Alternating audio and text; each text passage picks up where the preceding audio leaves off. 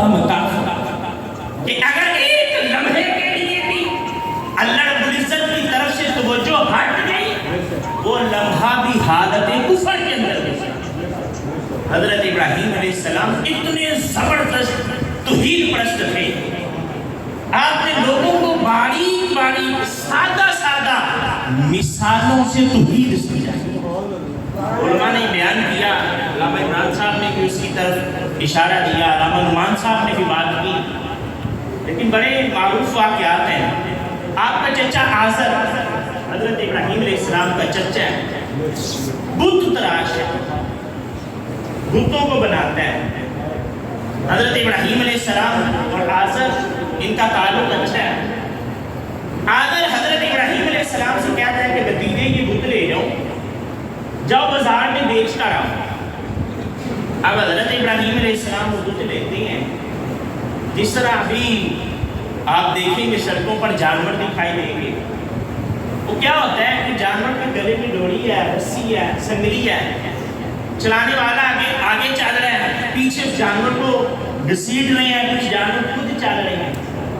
حضرت ابراہیم علیہ السلام ان بتوں کے گلے میں ڈوری باندھتے ہیں، خود آگے چلتے ہیں، ان بتوں کو اپنے پیچھے گھسیٹتے ہیں اور لوگوں میں یہ اعلان کرتے ہیں، اے لوگوں مجھ سے یہ بت خرید لو جو نہ نفع کے مالک ہے نہ نقصان کے مالک۔ بڑی سادہ مثال سے ابراہیم علیہ السلام لوگوں کو یہ درس دیتے ہیں کہ لوگوں تم بتوں کی پوجا کرتے ہیں، یہ بت جنہیں میں گھسیٹ رہا ہوں یہ تو اپنا دفاع بھی نہیں کر سکتے۔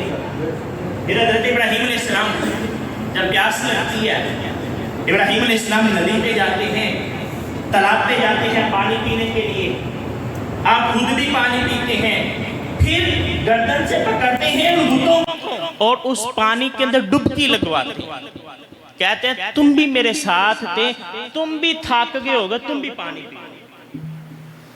گویا وہ لوگوں کے اندر یہ اعلان کر رہے ہیں کہ اے لوگوں اللہ کے علاوہ کوئی ایسی ہستی نہیں جس کی عبادت کی جا سکتی۔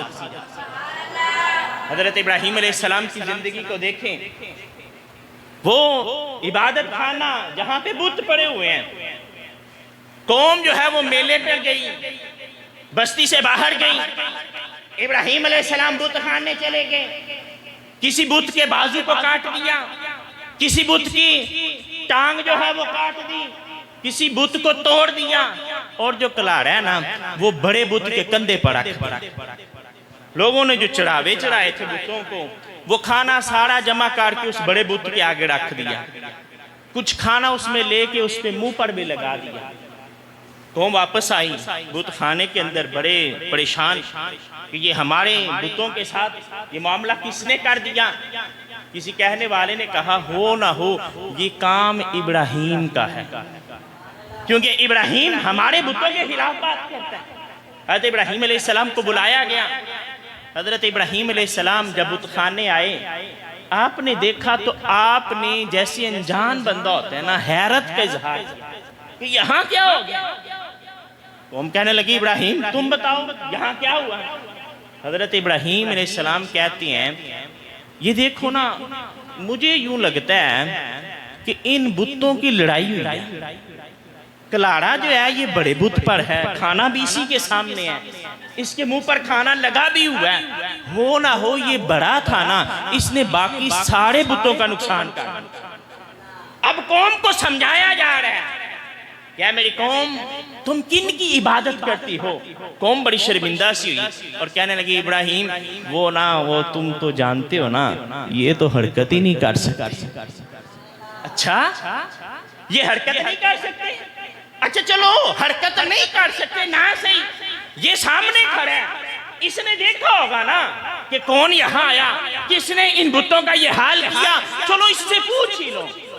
قوم پھر شرمندہ ہوئی، کہنے لگی ابراہیم وہ دیکھو نا تم تو جانتے ہو نا یہ تو بول بھی نہیں سکتے، اچھا تو تم پھر ایسے کی عبادت کرتے ہو جو نہ حرکت کر سکتے ہیں نہ بول سکتے۔ علامہ صاحب نے اشارہ دیا کہ ابراہیم علیہ السلام کی ساری زندگی آزمائش میں گزری۔ میں نے تشبیہ دی اولیاء کے ساتھ، تشبیہ دی ادروائز دنیا کے سارے ولی مل جائیں، سارے ولی مل جائیں، کسی ایک نبی کے مرتبے کو نہیں پہنچ، پوری دنیا اکٹھی ہو جائے لیکن ایک نبی کے مرتبے کو نہیں پہنچ سکتی۔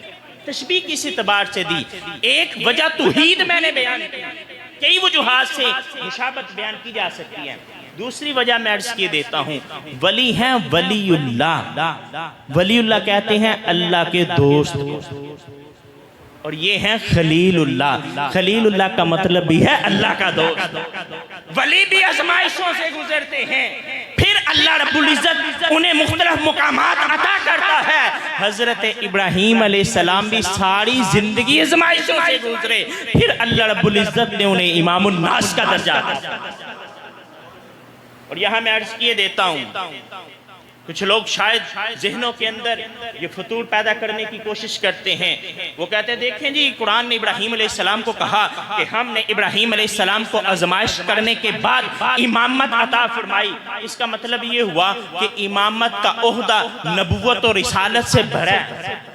یہ لوگوں کے دلوں کے اندر یہ بگاڑ پیدا کرنے کی کوشش کی جاتی ہے، حالانکہ اس کا مطلب یہ نہیں ہے۔ حضرت ابراہیم علیہ السلام امام ہیں اس اعتبار سے کہ پوری دنیا حضرت ابراہیم علیہ السلام کو مانتی ہے۔ آپ قرآن کا مطالعہ کریں، کئی جگہ اللہ نے بیان فرمایا کہ وہ مشرکین مکہ جو شرک کرتے ہیں ان کا بھی یہ دعویٰ تھا کہ ہم دین حنیف پر ہیں، ہم حضرت ابراہیم علیہ السلام کی ملت پر ہیں۔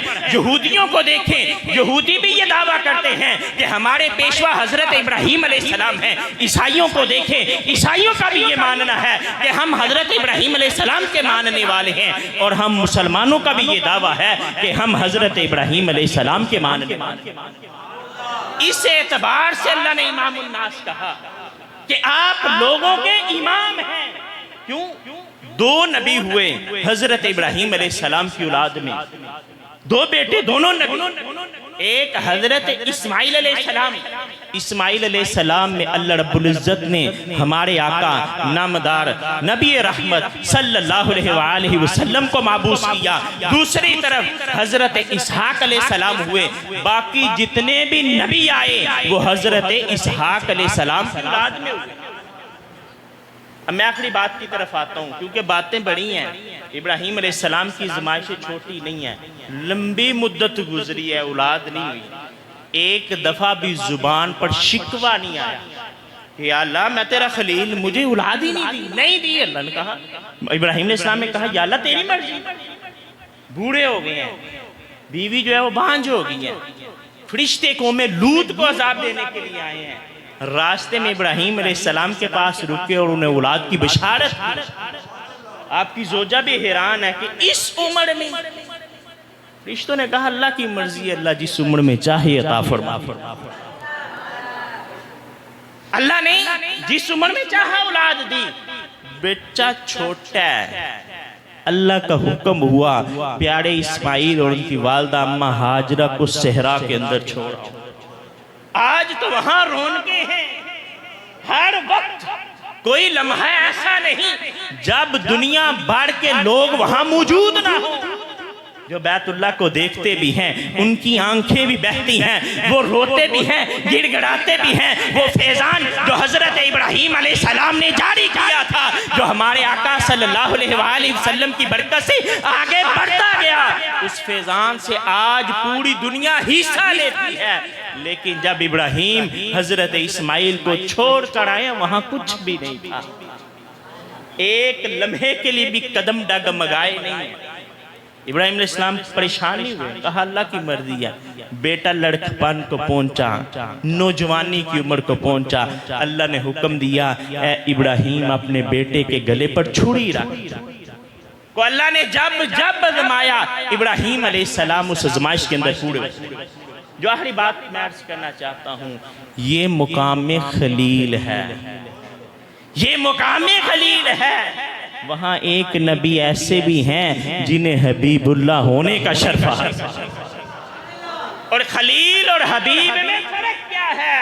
خلیل وہ دوست ہے کہ جو اپنے رب کو راضی کرنے میں لگا ہوا ہے، حبیب وہ دوست ہے جس کی رضا کو رب کائنات خود چاہتا ہے۔ خدا کی رضا چاہتے ہیں دو عالم، خدا چاہتا ہے رضائے محمد صلی اللہ علیہ وسلم۔